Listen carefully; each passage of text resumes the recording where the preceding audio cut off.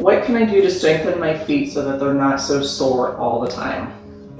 But one of the things I've come across that I really wanted to share with you is using some bar type exercises to strengthen your feet, which I have found to be actually really helpful.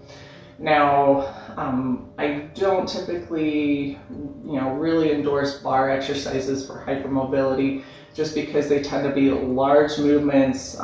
It tends to be a really high level of exercise. And so if you're not already really strong, in good shape, and have really good body control, it doesn't tend to be as good for you. But the foot ones I feel like are pretty good for most people. So the requirement is that you have to be able to do a heel raise, which is to be able to kind of lift your heels up off the floor and go onto the balls of your feet.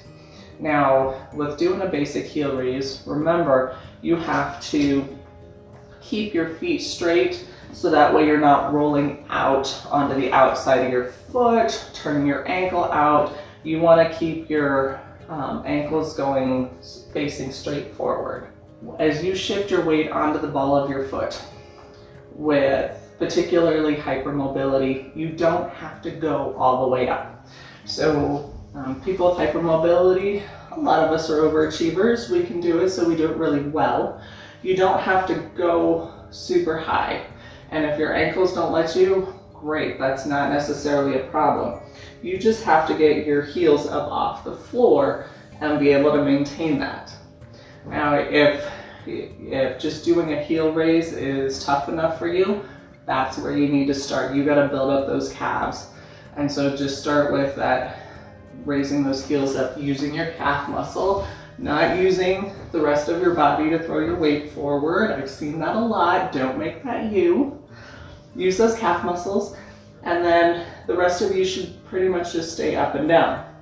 Now, the nice kind of bar type variations, which I think make it a little more exciting and help you to build your endurance in your foot. Endurance is that ability to hold longer periods of time rather than just do one thing and be done. But you can do some variations I'm going to show you, and with all of them the principles are the same. You want to get your heels so that they're just off the ground and that you're having to use your muscles to control your feet, and you get to work on balance.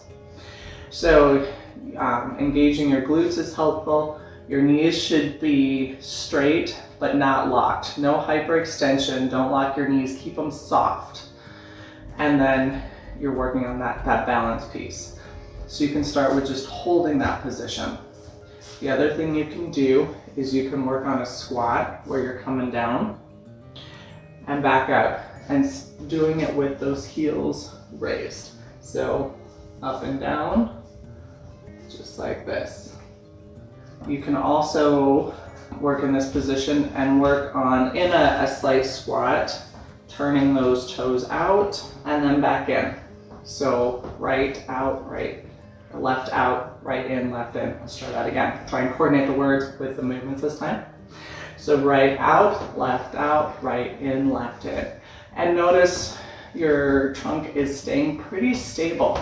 So it's not a lot of movement or anything like that. But the nice thing and what I like about this is it gets you working on foot control with hip control, which is so helpful and so important because our hips and our feet work reciprocally. What that means is when one isn't working, the other one tends to pick up the load. So we really like them to work well together and to be on the same page. So, and it's also a great balance challenge with doing this. Now, last one is you can do your squat and then working on basically keeping yourself centered and just doing those heel raises on one side and then the other side. So to show you what that work looks like kind of more from the side. So you're doing your squat, you're going up onto your heels, lifting up and down with one foot. Actually, we're gonna just do flat on your heels and then lifting up on one foot, and then you can do the other where the other one stays down. So that helps you to work on that isometric, again, strength, control, being able to do lots of reps, build that strength and endurance in your feet, and that can be really helpful.